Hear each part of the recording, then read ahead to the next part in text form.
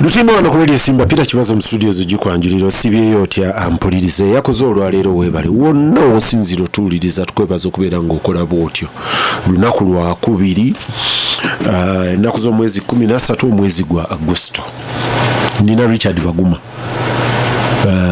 alemerako nnyo ayagala nnyo kulinnya oyongereko byakola munnamawulire atakola mawulire lobbyist. Richard Baguma buuza abantu nyambo ekyo mpaka ng'okinnyonnyodde mu Luganda sijja kukkiriza nti kawungirizi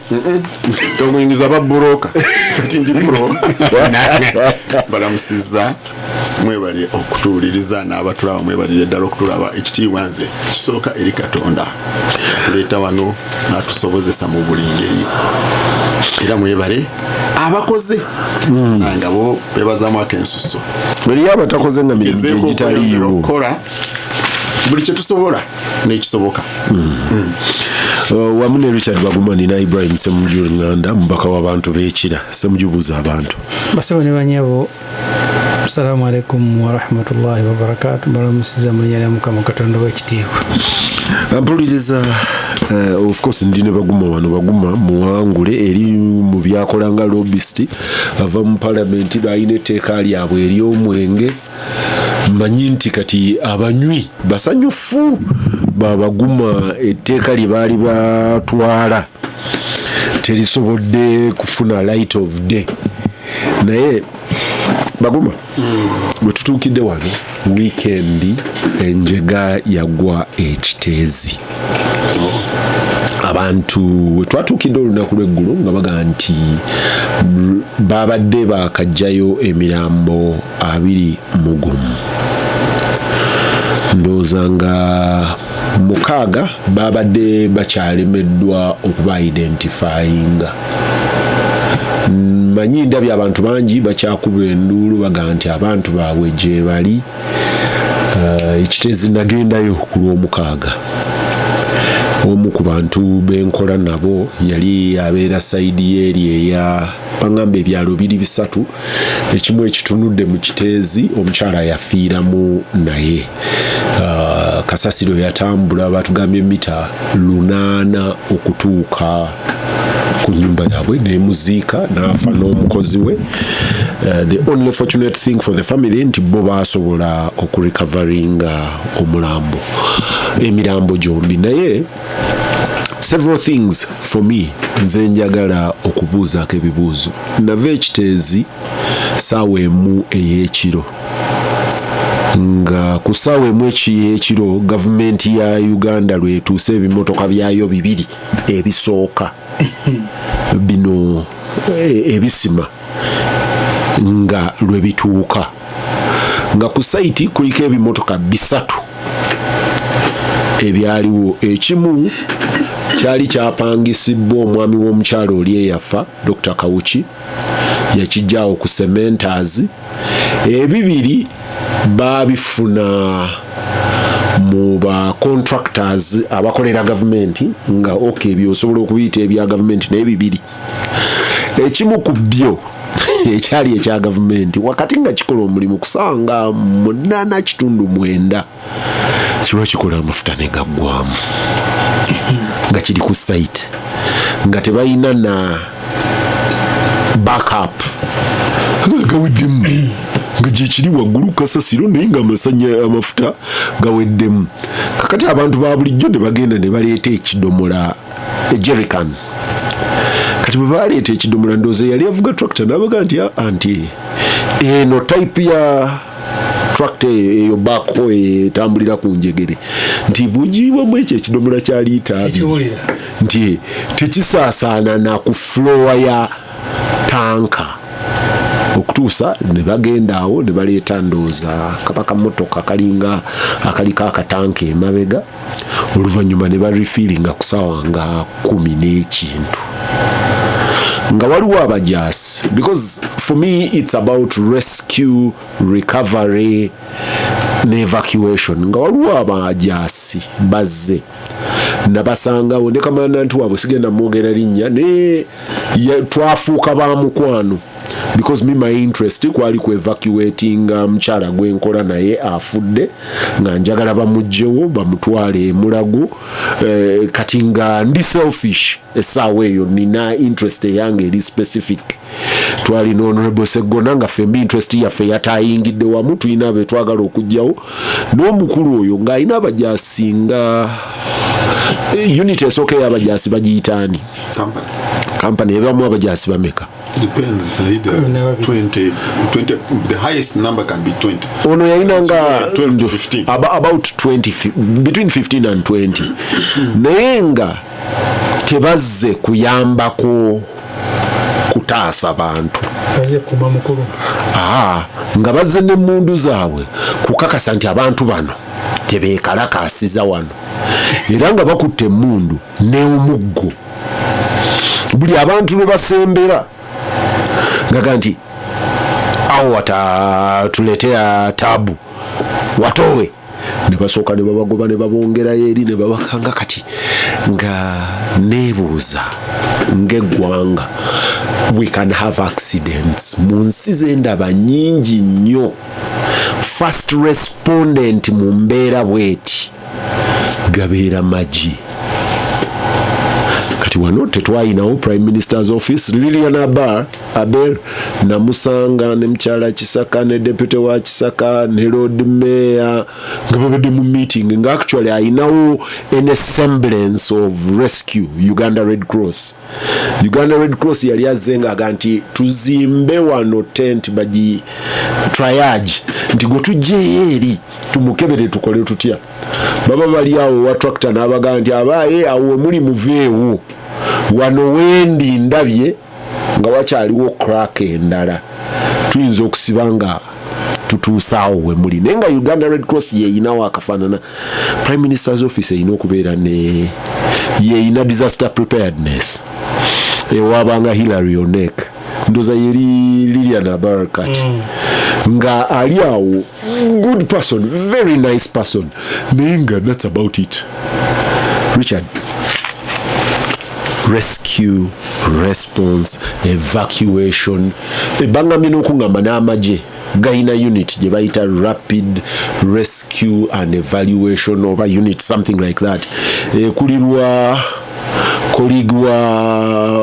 Ssemujju Brigadier Flavia Byekwaso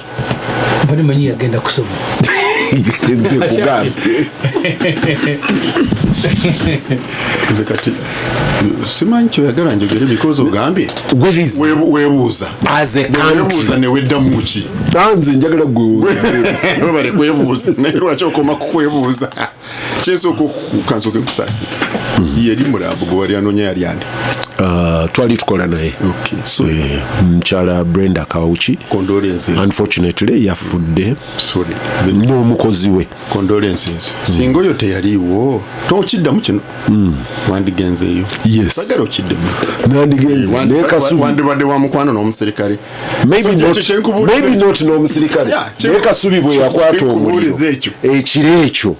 nali Kasubi ng'ow'amawulire kyenkubuuliza ekyo lwaki gwolowooza nti ofaayo ng'olina gw'ofiiriddwa naye abalala ne batalabika oba ne bagenda mu meeting naye bandifudde lwaki isi kibazo balina responsibility ani akugamba isi kibazo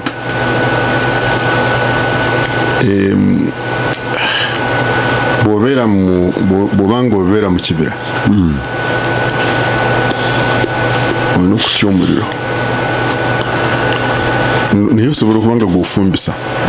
okulya naye olina okugutya naye bw'oba obeera mu kibira nga totya muliro oba olina engeri endala gy'olabamu ebintu nabadde ekyo ne kankireke isi disaster preparedness gyoyogerako wabeeranga mu parliament nduza Ssemujju oba waliwo mulala kyokoza nga Ssemujju simujjukira n'agamba nti ministry ya disaster preparedness it is a disaster itself so kati lwaki oba olowooza nti eyo ministry ejja kugenda ebeeko gweyamba ensonga y'ekitezi nze mu kulowooza kwange simpya nze kitezi okugendayo ne interest yali nga mu 2014 ndoza ebiseera ebyo nga abavubuka baffe aba United Nations Association nga byokugera bino ku environment ne baleeta ensonga eyo netugenda bwe baali bakola brief aid memoir nga mu literature kirimu nti ekyokubutuka nga mwekiri nti eri ku yatuuse wekoma kati egenda kubutikira ekifo ng'ekirala kye baali bagamba mu aid memoir nti the stabilizer, because bagamba nti stabilizing bwe bateekako nti stabilizing ne bagamba nti stabilization gye baali bakola because gundi rubbish decomposes the base nafuwa so buli lwobeera ng'oyongerako wansi nga wanafuye oba okakasa it's just a matter of time bijja kukka so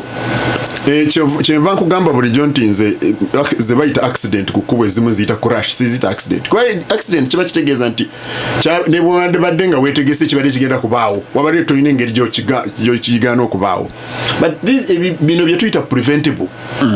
ekiteezi wali preventable nga kisoboka now oyogedde ku response so nze kyensookerako is prevention bulijjo prevention bwe tulemwa okupreventinga ne tulowooza nti tujja kurespondinga nze ndooza tuba tulimba so Kibazo tubeera n'emuliro small fire omuliro mu standard z'omuliro guba muliro mutono naye nga tetusobola kukola ki kuguzikiza anywhere mu kibuga wano so kitezi one eyabadde ngeri preventable nga at least buli mukugu yenna ekyo yakola ki abadde akyogeddeko nze ndowooza n'ababadde mu kitongole babadde bye babimanyi actually information gye nina olunaku lwolwaleero officer eyali responsible for kiteezi at an officer level yawandiikira bakama be mu kesisiye nga wakoze observation tulina crack efaanana bweti tulina movement efaanana bweti nga ye mu bukugu bwe alaga nti between this period and this period wasobola okubaawo mass movement n'abawa ne area eri risk n'abagamba nti okuva wano mita bweziti ziina risk of movement emyezi ndowooza ebiri oba esatu emabega n'awandiika kati oli abadde aŋŋamba ngaye nti ku ripooti eyo mukama we n'ateekako noted n'agiteeka nti era ye omuvubuka agamba nti yeye alabaye kuba jogo basoose ne bagamba nti gwe obadde responsible naga nti nti mukama wange namuwa report ng'ennaku z'omwezi bweziti kati bagenza ogikebera ng'ega nti noted now so ekyo si kipya oyogedde ku tractor yaweddemu amafuta egundi buduuda tractor bwe yagendayo kiki ekyagituukako mugundi mu water hyacinth omanyi tubyerabira ekizibu kyaffe tubeera ebintu tubyerabira oluusi mangu water hyacinth ekyuma ekyagendayo okugisika mu mazzi kiki ekyakituukako so bino byonyonyodde byonna byonyonyodde si bipya no ekigenda okuddako tugenda kufunayo omuntu asinga okuba owa wansi yagenda okukomerera nga responsibility eri ku mutwe gwe wasinga okuba owa wansi yagenda okubeera responsible bamugobe whatever oba bamusibe bakube ebifaananyi ngaali ku mpingo tugambe nti ekintu kikoze nze mukulaba kwange tuyina plan National Disaster Response Plan tuzuna ezo plan zibeerawo road whatever bagiyita road safety national action plan nutrition action plan wonawo ebiri Kibazo naye biriko noted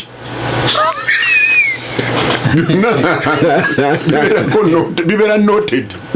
Tosobola kukola ki? Tosobola kubinoonya n'obijjayo. So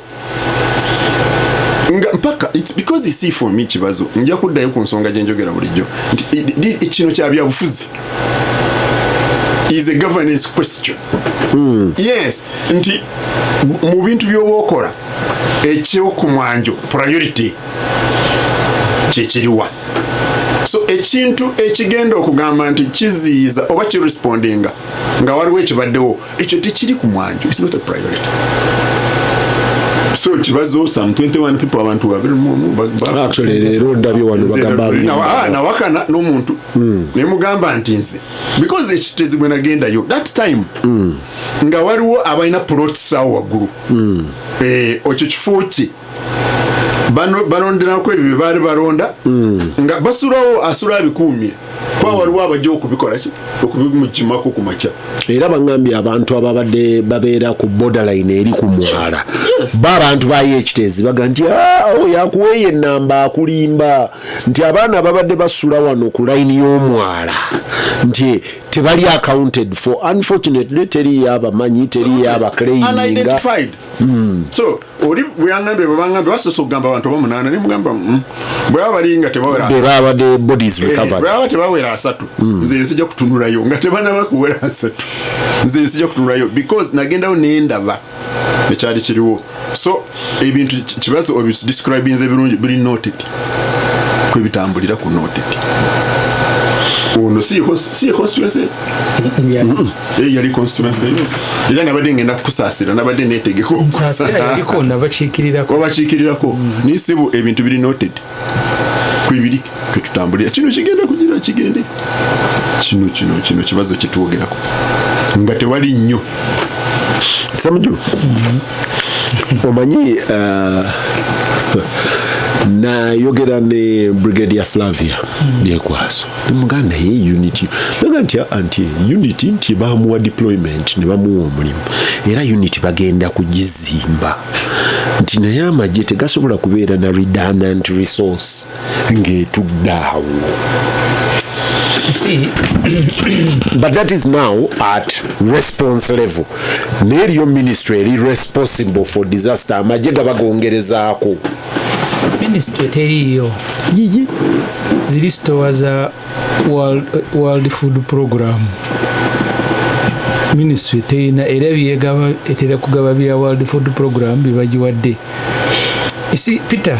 kankwebyo kulabirako kimbi 2-3. Honorable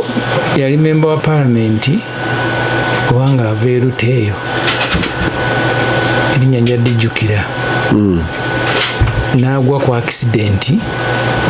ne bamuddusa ne bamutwala ekiryandongo kati yafa yali waffe wa FDC bambi ate yaddemu n'afiira mu accident endala naye bw'agwa ku accident ne bamutwala ekiryandongo ne bakubira John Ruth Acheng minister wa health omubaka wa parliament ali wano n'abakubira bw'abakubira ne bamunnyonnyolamu state mwali moloka yali mumenyemenya amagulu n'abagamba mumuteeke mu ambulance muleete emulago ne bamugaa tetulina mafuta n'akwata essimu ye n'abaweereza sente ze baleete omubaka emulago ne bamuleeta era yalwawa gutumoye kati eyo keesi emu mbaka netugendako waliwo wano abaagwa mu RDC yagwa mu Nairo wane Jinja ng'omwana Lubire yabeerangawo olw'okuba yali amaze ebbanga nga tewali agwawo gavumenti nemusala ku mulimu n'agenda ekabaala eyo oba ku lusozi eyo wali ayinayo ne bamupangisa n'abeera eyo emmoroka bwegwamu nga bamwetaaga akkeyo wansi alabe nga tebanaakubaako kye bakola ateekeyo n'enjegerezi n'agisika nga tewali asobola gendayo ne bamuweereza ssente n'alinnya baasi Yes. Namala ennaku bbiri ava Kabaale ajja agende Jinja. RDC omujjukira ne mukuzika gavumenti baali bagigoba yafa ne mukyala we n'omwana baali bagenda kati omuvubuka n'alyoka atuuka. Kese nanja jjukira isi parliament olwaleero ky'obuuza kyennyini kye tubaddeko. Nga ripooti za parliament buli budget zigamba nti gavumenti mu KCC bagisaba ssente bagende batandika okuyiwa kasasiro eddundu nga teteekamu ssente za kasasiro ng'esigala bagiyita unfunded priority. Kati minisita zebadukidde okwogera nga Ajat Misa Kabanda naye bambi mu mbeera tayagala kubanga gubanenya ng'agamba era mulaba newone era twazisaba ne batazituwa newone ne mulaba era netusaba ne batazituwa. Kakati ne mubuuza nti kati mwe kibakkiriza okubeera baminisita nzira ku kibuzo kye watandikiddeko kiki nga tulina kyosobola okusalawo n'emitwalo 20 n'akakadde akokubagiza nga Museveni yalina okukawaayo just 1 million nga minisita wa Kampala ne prime minister tebasobola kukwata miliyoni 4 bakubagiza abafudde nga nazo Museveni yateeka okuziwayo ne bagamba nti si the moment lwokkiriza okukolera mu gavumenti bwetyo nga even simple decision fe nze gye nakulira waffe bijaba gye banzaala baminisita abo bajjangayo Lulangalanga Lwakasiisi n'abalala naye nga bwe musabye dormitory n'agibawa it is given era nga agamanyi agayina nga tubayimbira ne tusimba n'ebitooke minisita agenda kujja olwaleero minisita wa Kampala bw'ayimiridde ne mugamba kati ozekabira mu palamenti naffe tukaaba kati wa mugaso ki kakati Museveni ye ng'omuntu yakyemadinga nti mwena ddala bali mu gavumenti mu institutionalizinze obukulembeze obw'omuntu omu ne famire ate ne mujjanga nga mugenda mwetwala mu bantu nti muli baminisita kyova olaba baminisita babadya nabo nze kampeni kanku ekyokulaba ku kimadinja okusembyayo nkireetere wano bwe bankwata mu nomination mu biseera bya covid nti ngenda n'abantu bangi patro 2 ne bantuuza mu ndala negoberera bwe ntuuka wano nga wakava ekira mu tawuni awo ngewa muwanga awo emu negwamu amafuta ne bakyama ku petrol station ne batandika okukuba esimu olwokuba naye ngenda ku nomination bagamba nteekemu nze patro 2 nze nga zinkutte nti ntambula n'abantu leke ngaya ndi suspect almost nze naziyiwamu amafuta ne zintwala olala ne bansibira embalala batusibira ne Dr. Besigye bansibira embalala Besigye ne bamusibira eruka eryantonde ekawungeezi ne bagamba nti ffenna batuvuge batwala eryantonde batuwe bondi ab'embalala ne bagamba nti twali tulina patulemu wano naye mu bino byemubadde mulimu nga tudduka nammwe efiiriddeyo nti kati ogenda kusula mukomera mpaka enkyewo tunafuna amafuta tukuzeeyo eryantonde nembuusa musirikale wa CID sobola kufuna amafuta nangana n'emmotoka era tewali kati ne tudda mu byabuntu nengulira amafuta mu mmotoka ye nanvuga nantwala eryantonde ne balyoka bampa ng'omusibe yagula amafuta olwo. Yes, because yangamba ndi option emmotoka yafiiriddeyo mu field kaka niye nga titulina era n'amafuta kati nja kulina mmotoka bagikole kati ngenda kuyingiza komera nenga nfudde nti kati ne munga tulina amagezi getusobola kusana nga nze nyenewe yange nise personal vehicle ate saagala kuguza amafuta ng'oli suspect ne munga nkwegayiride kangagule nangula amafuta ne banteeka mpaka lyantonde era nze mu campaign ewedde eno eya covid nakubangayo obulaala obutono nga ndi very sure nti poliisi banagiga nti Ssemujju akubye laale edduke egyenyimirize we banaafunira amafuta mbamaze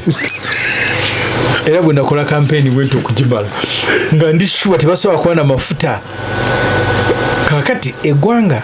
unfortunately buli lwemu institution lwe zifa kati kesi so gisanga eringa talina private kubanga kiteezi yennyini nnyini World Bank yatuwa sente ogiteeka mu ogigaziya bwa mu 2011 kyalinga kasasiro w'okukyalo teeka mu ko sente yo nyini World Bank nze wemberedde MP wa Kyadondo East nga nawo nze nkiikirirawo ng'ekoze report egamba nti wano mulekerawo okuyiwawo kasasiro. World Bank nga tetunulira nti kasasiro ajja gwakuba abantu, etunulira abalinaanyeewo. Nze nagenda ekiteezi nga MP nga nkyatwala Kyadondo East era nasangayo ebizibu ensi ezaffe zetakulemera n'obwegendereza. Abakola mu kasasiro abangi nga tebaagala ayogera ku kiteezi bwebakera ne bajja naye nga okuwunya okulyo obasaasira bagenda kulwala. Abalinaanyeewo Lusanja Kiteetika ebyalo ebirinaanyeewo nga wanga nti Ssemujju tolina kyotukoledde mpaka nga kasasiro ono avudde wano ne baga nti olw'okuba kasasiro ali awo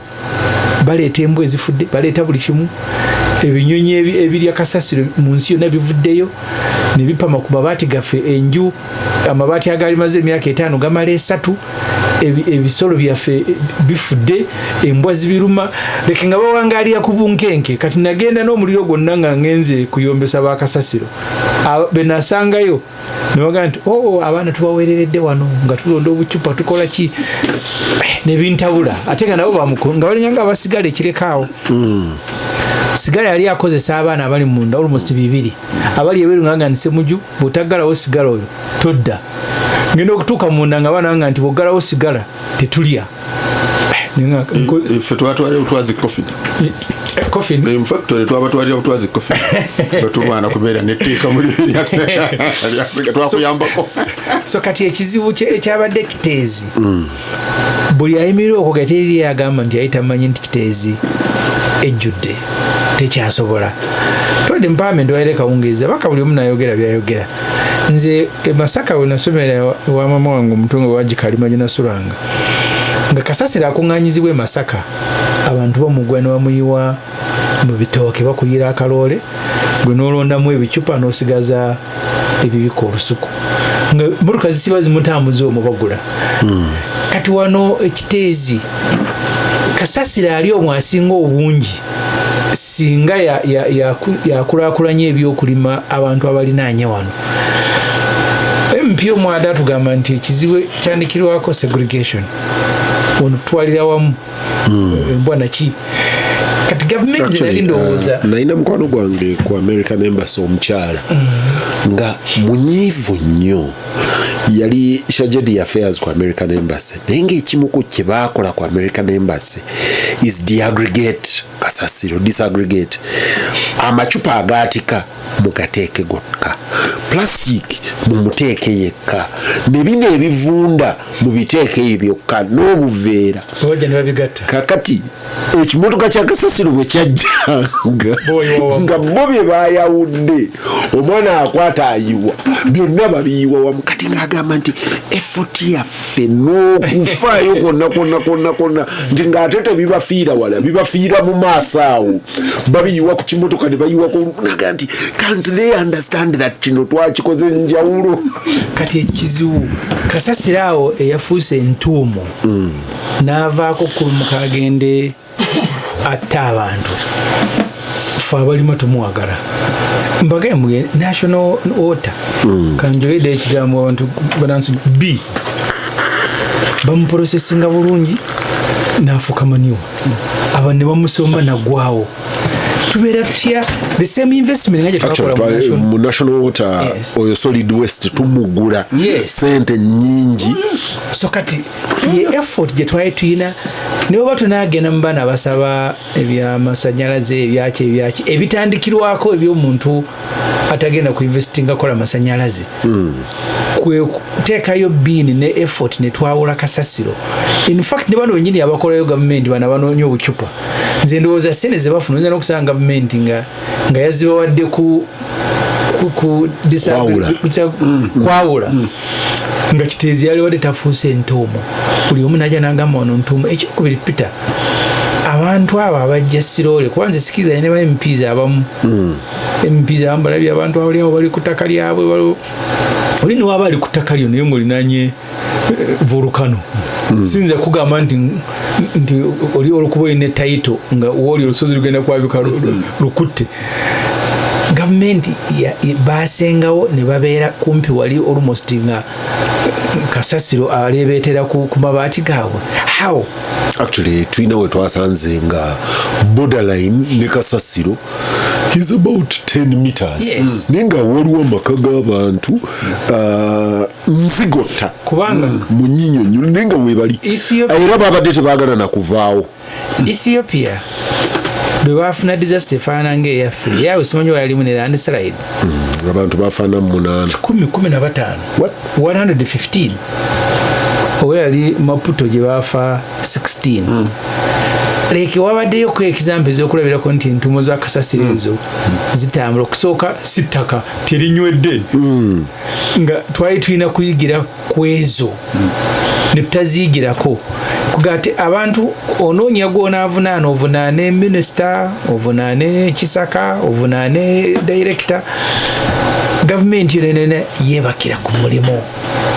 kati saawa zino gye bali mu kubugutana ate okubugutana ne bagenda kukoleramu ensobi endala kuba kati badduse tugende ntebe iwaawo duka katugende simanya menvu iwaawo tudduke tugende eddundu kiwanuka budala owa Mukono North abagete muleetayo yadde eddobo lya kasasiro neri mu constituency yange feno residential area nange nemba wa notice olw'okuba emmotoka byemugula temugula bisomba kasasiro temumuyisa ennakwero n'ekijabijo mugenda kujja musuula kasasiro awo nawe awonye bizinesi z'abantu zife nimanga maybe president atuwa helicopter tumusombere ng'oku kubanga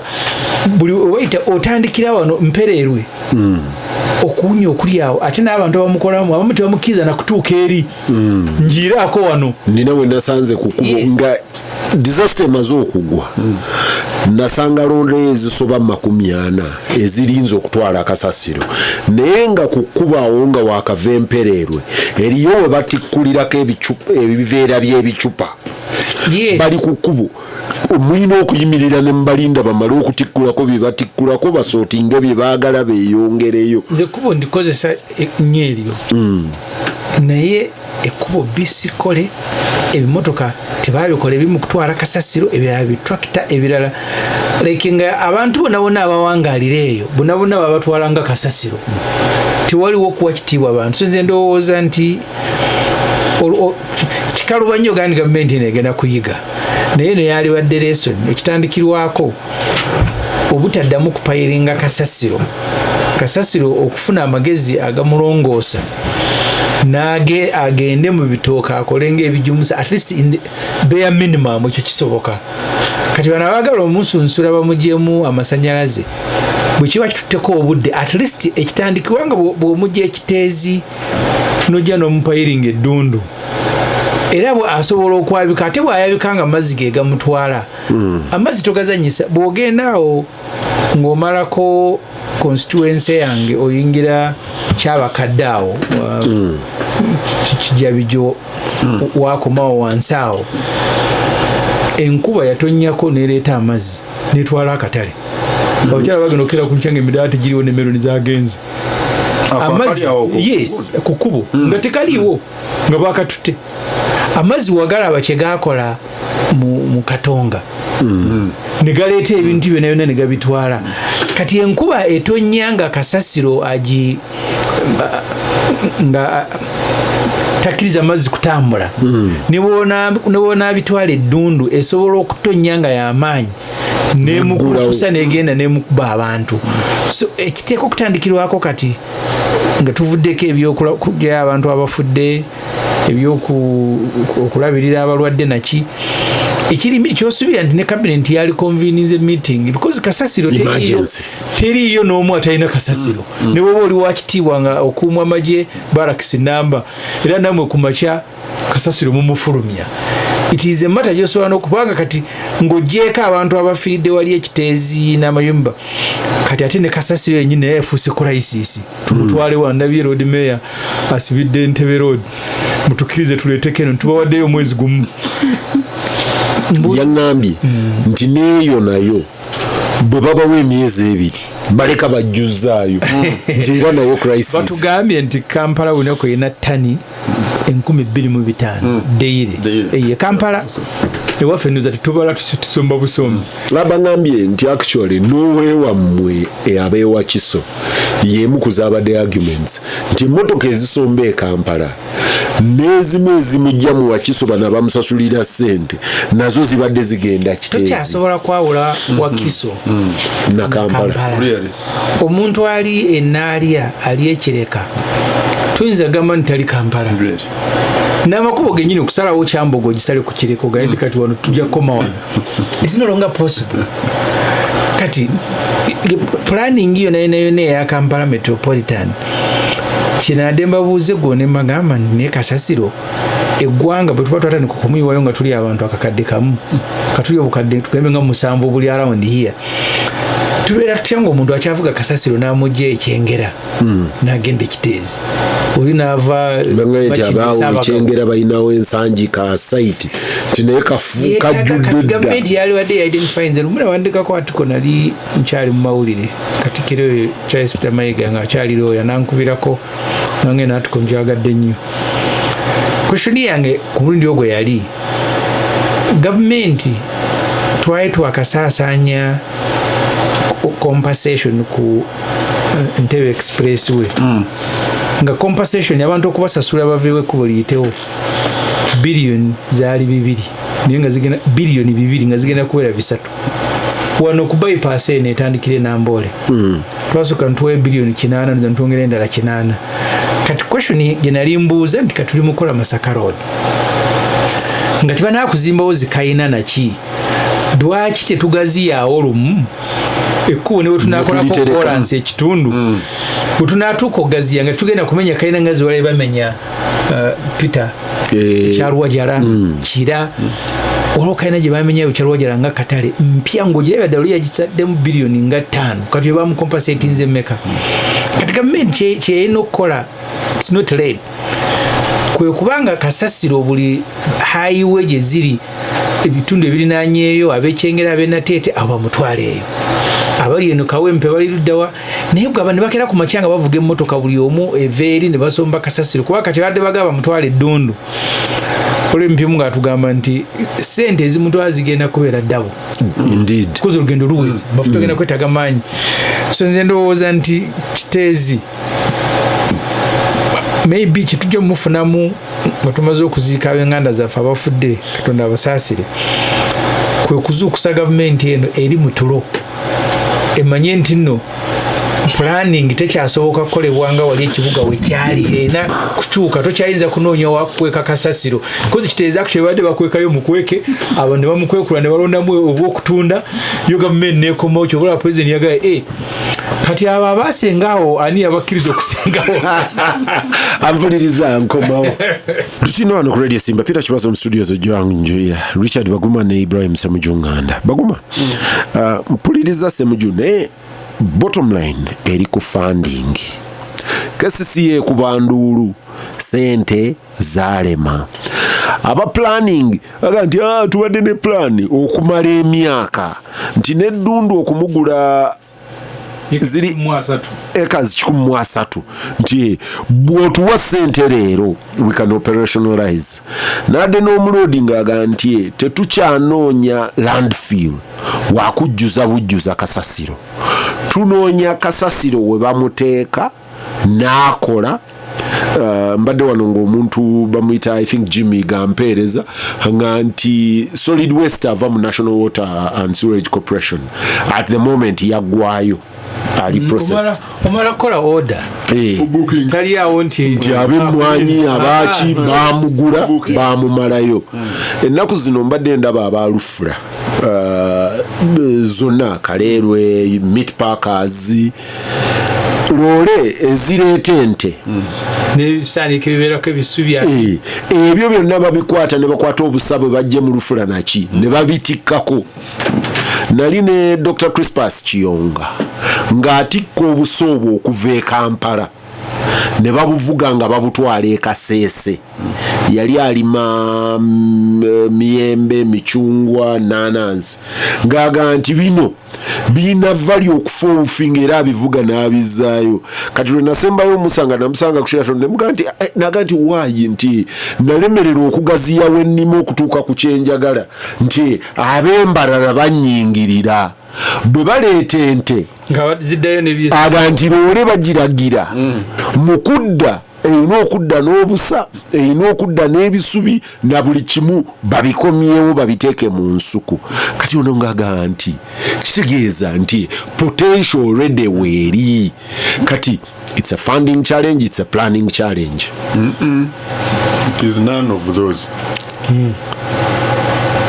It is none of those. Plani nze naawe Kibazo mulodi yakugamba plani eziriwo bakugambye bonna tulizaganyiza ne Ssemujju nti plani weeziri plani zimanyiddwa tetugenda kubaako ekipya kyetu innovating plani weeziri n'enkola weeziri nze manyi wano buli lwenzijao ne mungamba tewali ssente nimbagamba wa awatali ssente tewasobola kuba mu gavumenti ya Uganda awo nze ndowooza ssente gye ziri kuba eyo pulaani yeetaaga obuwumbi bumeka okujja operationalizing ssente meka KCC ezesaba ze bateeka mu pulaani eyo kati mungambye ndowooza babadde beetaaga billion 10 mu something okutandika operationalizing baba basaba 3. Oh, okay. Yes. Nga target ya 10 oba mu 9 naye nga mutandikira kwa 3. So mungamba mutya nti billion 3 teziriwo kasasiro eryoke butikira abantu ebatte eyonoone n'ebintu so kyenkugambye nti bwombuuziza nti sente pulani ngamba no none of those nze ndooze kitaliiwo kikiri kyenayogeddeko nti bawandikako noted nikibeera nga bagiyita unfunded private amanyi nze nga akola advocacy eyo phrase entama lwobawuza ne bagamba nti private ebeera etya unfunded kitegeeza tebeera tekisobola gamba nti kino private sa twakikozeeko so plan weeziri zakolebwa zikoleddwa ettaka lyagulibwa lwakuba plan zaaliwo kyovu ogula ettaka ettaka kiba paati ya plan twakwayalinga ettaka tukole kino naye nga asalawo n'agamba nti kino essente zigendemu tezijja kugendamu ekijja okwanguwa Kibazo nze mu kulowooza kwange ekintu kino okukolebwa kirina okubeera n'omuntu akitambuza nga si waawala nnyo n'asalawo bw'aba wakitambuza nga si waawala nnyo n'asalawo kijja kwanguwa ne kasasiro twetaaga nga tuwogera ku kasasiro oba wapya sedi ya mutambuza tetwogera ku kasasiro bw'okitunula kasasiro oba okitunulidde bubi twogera ku buwumbi 10 bw'okitegeera bw'otyo tutunuulira kasasiro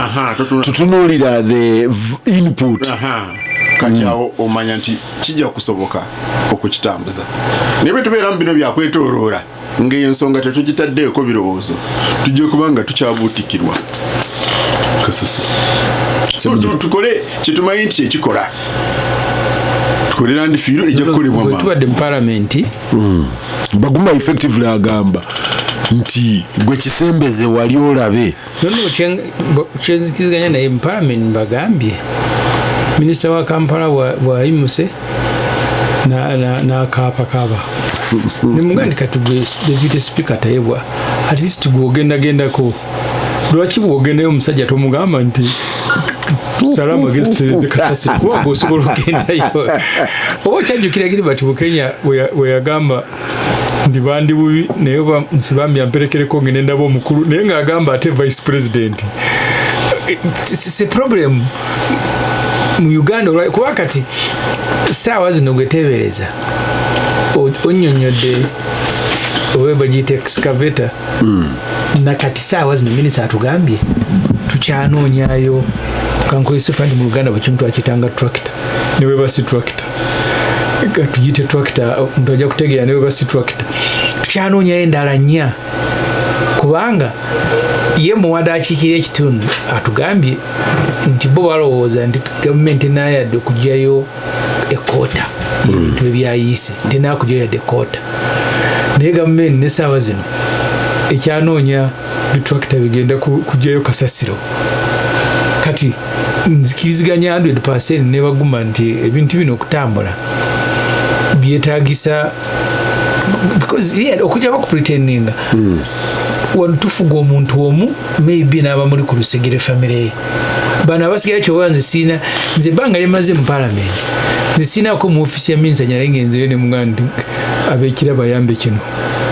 kuba ne minisita yenyini omusanga ate naye atanoonya banamuyamba olwali twogera ne minisita omuzija kwogera linnya lye ne mugamba nti nebiseera byobote baminisita balina obuyinza nanga kituufu ne mama wange yalanga nti naawe oli minisita omanyi Ssemujju ayogedde ku biroole Richard Joe wano ne Ludmila yanga nti prime minister bwe yatuuse ne bamugamba nti ku site kuliko ndoze biroole ebyo tractors because ziri 7 naye nga takuva mu ministry ya local government oba ya works oba naga nti ne bano bagundi tubawe emirimu abana abachina abasisisi ndi tebalina kimotoka mbakubire batuweeyo kubira gundi naye atuweeyo kati nga ne even at coordination level nga wetaaga prime minister akubire triple C ani ejeba weye ekimotoka at response level ate goyogera nga yagenze ku Monday yes byaliwo ku Saturday ku macha Saturday negwako Sunday negwako omukyala gobadde ogamba oyo Brenda omuzise ndowooza gwe nawulira gwe bagamba nti mu ntandikwa yali akuba essimu yes n'agamba nendi eno nfa naye ne batwala obudde okumutuukako simu nga tekyavuga nze nalaba ttake nga bagufunye earthquake naye bali batanakufuna equipment amagye bokka agayiikawo obungi nga niwe banamutakula n'engalo at least wena kye batandikako naye n'amagye ne deployment amagye saagalabye amagye agabaddeyo gabadde gakuuma beekalakaasi tujja kumala programu nga tukyetoolola ku ensonga tumanyi gyerina okutwalibwa okukolebwako bwe tufuna omuntu omutuufu n'agitwala ensonga ejja kukolebwako nibwe tujja kubeera wano nga twetooloola ensonga ya kasasiro tugimanyi solutions tuzimanyi ne ssente zisobola okulabika eyo kibazo nze yendowooza yange nti kasita esobola efuna eddoboozi erigitwala nerijoogerera bulungi ensonga ejja kukolebwa ndekyo nakyo kiggwe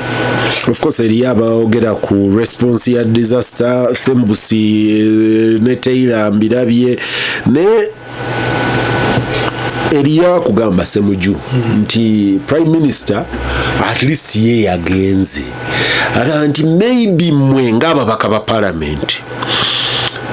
abawakiso aba Kampala ne parliament generally singa musituka mwenna ne mubeera wali maybe the president yandiwulidde kati ono ye Jim Mugisha abuuza n'okubuuza but where is the president in such disasters in several countries presidents cancel all business and come to site where is the president of Uganda Museveni atya nnyo okulwala kale kumugamba nti wawunyaawo ne bwokootya baali banyumiza bamagoola ku sente za vaccine nabyogerako luli wano nga agijja kulambula sente ziyabawadde okola vaccine nga tebagikola ne bayiwa chemical mu store abajja n'omugamba nti omulimu chemical ziwunya naaweta kati Museveni tasobola agenda waawo Museveni atya okufa atya obulwadde kati naye kiri kye twatandikiddeko nti abamulinaanye bwe bagenda maybe bayite sale